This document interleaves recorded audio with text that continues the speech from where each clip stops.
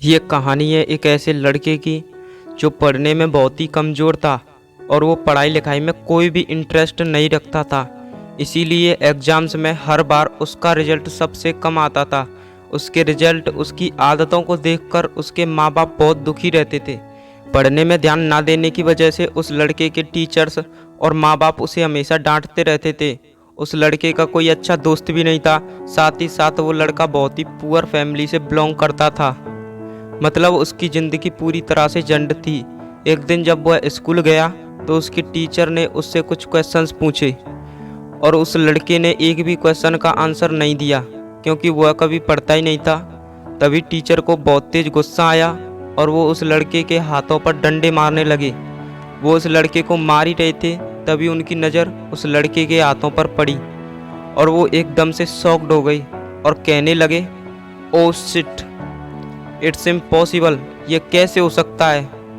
और फिर उस लड़के से कहा कि मैं तुम्हें गलत पीट रहा हूँ क्योंकि तुम्हारे हाथ तो बिल्कुल खाली हैं। इन हाथों पर तो वो लकीरें ही नहीं है जो एक होशियार स्टूडेंट और एक सक्सेसफुल इंसान की होती हैं। तुम बहुत बदनसीब हो, तुम्हारी तो किस्मत ही ख़राब है। तुम कितनी भी पढ़ाई क्यों ना कर लेना, लेकिन तुम कभी पढ़ नहीं सकते, और तुम पढ़ाई क्या, तुम अपनी ज़िंदगी में कुछ भी नहीं कर सकते। और उस टीचर ने उस लड़के से न जाने क्या क्या भला बुरा कहा। इन सब बातों को सुनकर उस लड़के के दिल पर बहुत ठेस पहुंची। टीचर की ये बातें उस लड़के के दिल में चुभ गईं। वह हर वक्त हर लम्हा उन्हीं बातों को सोचने लगा और वह घर आकर बस टीचर की कई बातों को सोचकर एक कमरे में बंद होकर चीख चीख कर रोने लगा। कुछ देर बाद उसने अपने आंसू पोंछे और उसने अपने हाथ में एक चाकू लिया और वह अपने आप से कहने लगा कि मेरे हाथों की लकीरों में ही कमी है ना, तो क्यों मैं लकीरों को नहीं बदल सकता, क्यों मैं अपनी किस्मत को नहीं बदल सकता। इतना कहकर वो उस चाकू से अपने हाथों की लकीरों को बनाने लगा। उसके हाथों से बहुत तेज खून बह रहा था, उसे बहुत तेज दर्द हो रहा था, लेकिन ये दर्द अब उसके लिए कुछ भी नहीं था। और वो लड़का चीख चीख कर अपने आप से कह रहा था, I am topper, I am topper. और फिर उसके अंदर ऐसी आग लगी कि वह दिन के 18-18 घंटे पढ़ने लगा। उसने अपने लक्ष्य को पाने के लिए दिन रात एक कर दिए। अब उसे कुछ भी नहीं दिखाई दे रहा था, उसे दिखाई दे रहा था तो केवल अपना लक्ष्य। उसने पूरे आलस को त्याग दिया, सारे कंफर्ट जोन को छोड़ दिया, पूरे डिस्ट्रैक्शन से दूर हो गया, खुद को लॉक कर लिया पूरी तरह से। और फिर उसने अपनी ज़िंदगी में कभी भी पीछे मुड़कर नहीं देखा। 2 महीने बाद उसके एग्ज़ाम्स आ गए। जब उनका रिजल्ट खुला तो उस लड़के ने 90 क्रॉस कर दी थी। सब उसके रिजल्ट को देखकर हैरान थे।